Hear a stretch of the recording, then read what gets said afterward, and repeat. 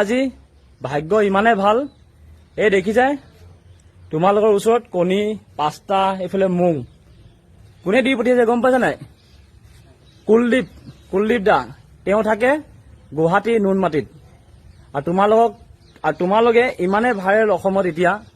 নাহকুটীয়া fire flame fitness জিমৰ student ইমানে viral এতিয়া তোমালোক ইমানে ছাপোৰ্ট কৰিছে ইমান কম বয়সত ইমান ধুনীয়া ফিজিক্স তোমালোকে গঢ়ি তুলিছা তাতে নেচাৰেল আৰু তোমালোক দেখি কিনে উঠি অহা প্ৰজন্মই ইমান উৎসাহ পাইছে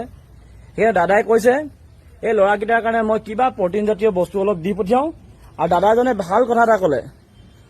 তোমালোকে এতিয়া আসাম খেলা নাই ইণ্ডিয়া খেলা নাই বহুতে বোলে ইণ্ডিয়া লেভেলৰ ল'ৰা হেল্প কৰে যোনে ৱৰ্ল্ড খেলি জিকি যায় তেওঁলোকক হেল্প কৰে কিন্তু একদম ষ্টাৰ্টিং যোনখিনিয়ে কৰে আমি তেওঁলোকক হেল্প কৰিব লাগে কাৰণ তেওঁলোকক উৎসাহ দিলেহে আকৌ নতুন প্ৰজন্মখিনিয়ে ভাল পাব যে তেওঁলোকক উৎসাহ দিছে আমাৰো কেতিয়াবা হেল্প হ'ব সেই দাদাজনে তেওঁৰ ফালৰ পৰা এয়া তোমালোকৰ কাৰণে কণী এফালে তোমালোকৰ মুং পাস্তা দি পঠিয়াইছে